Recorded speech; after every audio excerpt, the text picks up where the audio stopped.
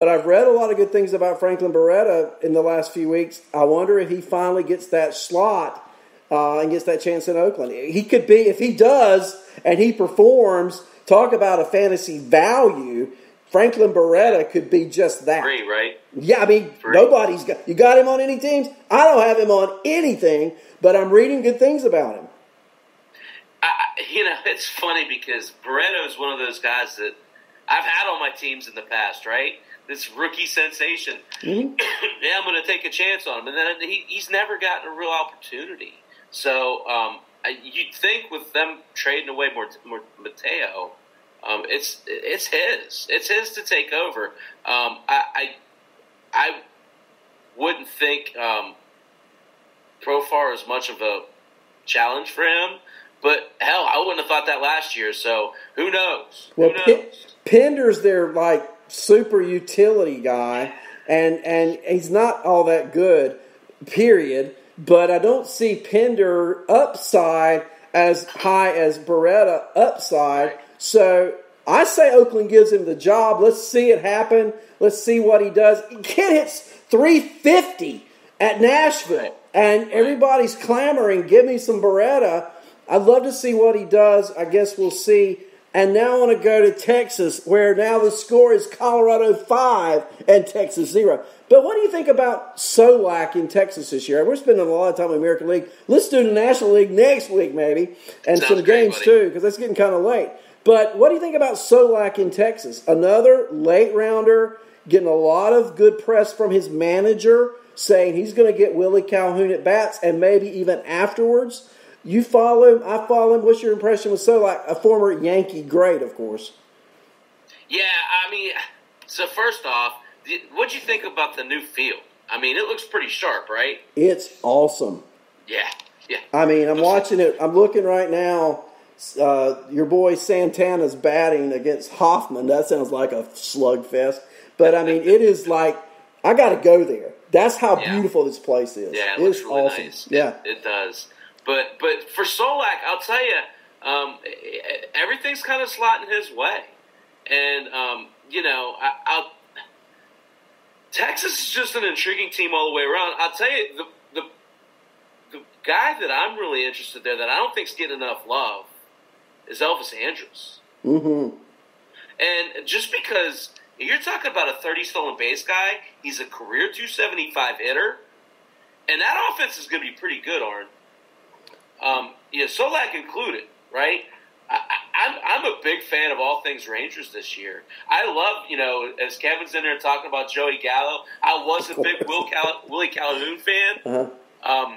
You're laughing, I see. Yeah, he's on his fantasy team, of course. I know he is, but, Gallo, people forget, before he got hurt last year, he was hitting 50-something points better than his career average, and he was on pace to hit 50 homers. He was in 288, and Joey Gallo is a 225 hitter. That's what the Joey Gallo we grew up with and we came to know and love is a 225, 195 strikeout.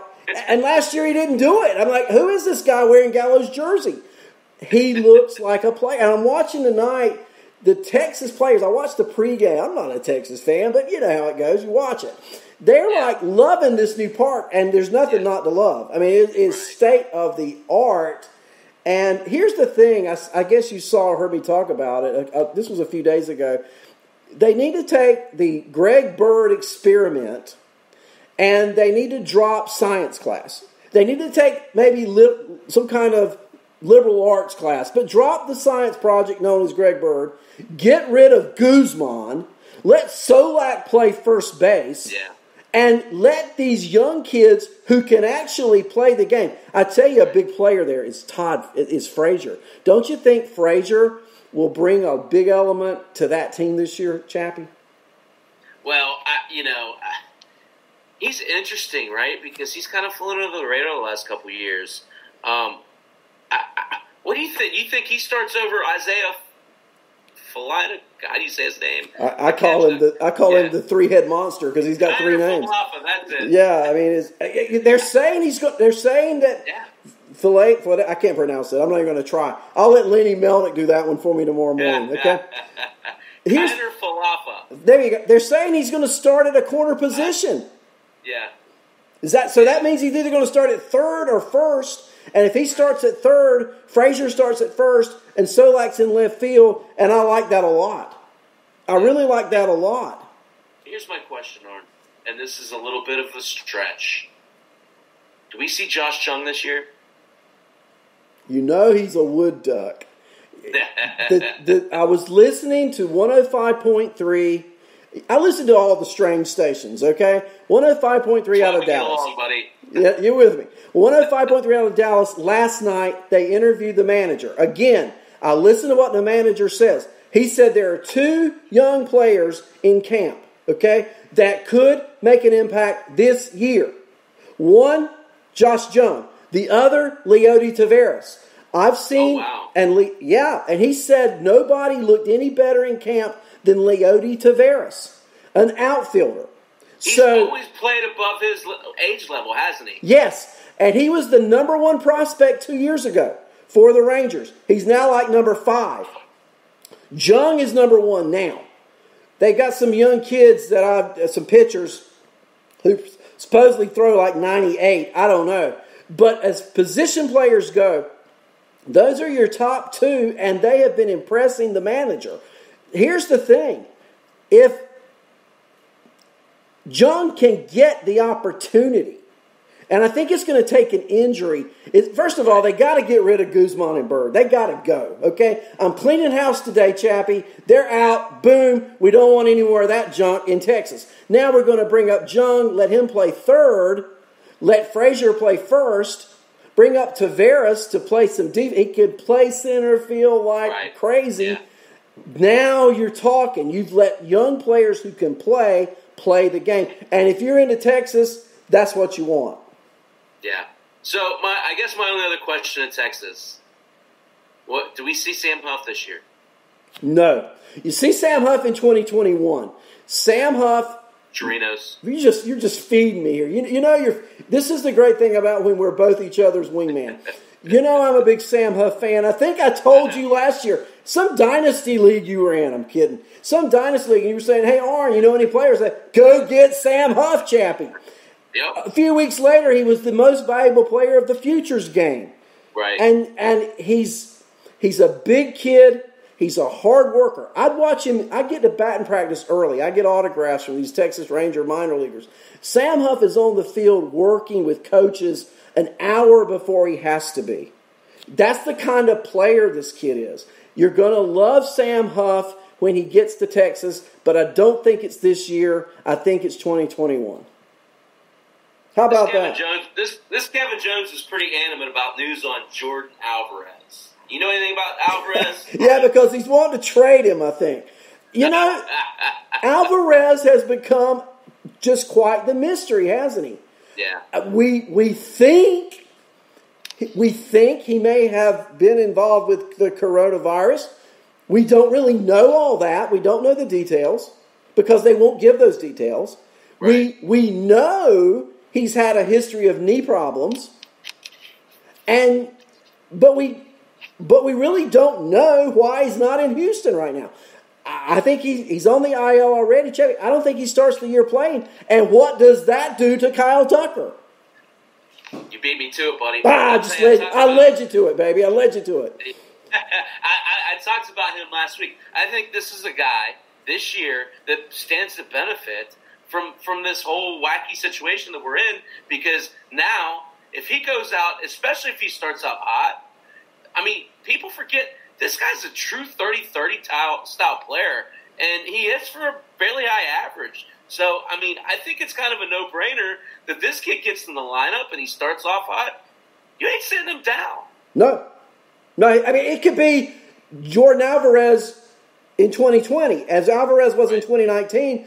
And look, he hadn't got a lot of competition in right field. I mean, I guess they're having to say the incumbent gets the start. I get that. But you and I know the reality of it. Right. He's going to get out there in the field. If Alvarez is not going to be on this lineup day one, Kyle Tucker will be. And you let him start off, say, 9 for 16, you'll never see him on the bench. And you know that and I know that. Well, and here's the other part of that, Arnie. When so Kevin, here's the other part of that. When Jordan's healthy, he frickin' plays. So that means bye-bye Josh Reddick, bye-bye Michael Brantley. All those other guys are odd man out at that point because those two players are the cornerstone of that young team. And I think that you're going to see Brantley stay this year. Right. And they're hoping, I guess, that they can wean him in this year. I think, look, Houston has it's a lot different this year. Not only, there are three things going on there. First of all, we got the trash can scandal, okay? That has sort of gone, under the garbage here lately, all right? But you've got two more things. I think for the first time in years, they are really going to be challenged in the West. It was a foregone conclusion, really. Oh, Houston will win the division. Oakland and whoever else may fight out for a wild card. That's not the case anymore. We're talking about that tonight. Texas is a lot better. Oakland's a lot better. Now, I don't think the Angels and the Mariners will contend, but we do know Anaheim can hit. I don't know about pitching except on Sundays. But did you see Griffin Canning last night, Arnie? I did. Never know. Yeah. You never know. But over the 60 games, I think Oakland's solid, Texas is solid. They're going to be challenged. The other thing is, for the first time in a number of years, I actually think, and this is without, hold on. You ready? This is without me, showing who I really pull for. I would never, try to put my team, above anybody else. Anyway, the Yankees are better. The Yankees are better than the Astros this year for two reasons, and they're both pitching. Starting pitching in New York is better, and with Osuna down right now, right, the bullpen, I think, in New York is better. Yeah, I know Osuna's coming back, but guess who else is coming back for the Yankees? Chapman. They kind of equal each other out. Houston lost some key pieces in that bullpen, not just Osuna. Okay? The Yankees kept their key pieces, and they got Cole from Houston. So exactly. That's where I'm at. I think they got those challenges. Yeah, but I agree. I agree with what you're saying. I'm not in the American League. So to answer your brother's question, yes, Houston is still the best team in the West, in my opinion. It's a lot closer now, but it's hard not to look at it that way, Arnie. It's hard not to look at it that Houston lost the best pitcher. I lost, Arnie. Houston lost the best pitcher. New York gained it. It's tough not to. There he comes. I don't know what happened. Yeah. You put the judge hat on, it all goes to pot. Well, no, it just blew everything away. They're like, gosh, his shirt and his hat now match. Yeah. Kevin, they're not going to pitch. They're not going to pitch J.A. Happ when it matters. That's the point I think Arnie was trying to make earlier. It's going to be Montgomery. They're just, again, he's coming back from injury. So I don't think that the Cole is apple for apples. I guess what I'm trying to say, Arnie. Mm-hmm. But I think it is enough to tip the scale in the Yankees' favor. Watch out for the Rays, though. Well, we haven't even talked about the Rays. It's almost 10 o'clock. Let's touch on them, and then we'll get out of here for our debut show. What a debut show, Chappie. Yeah.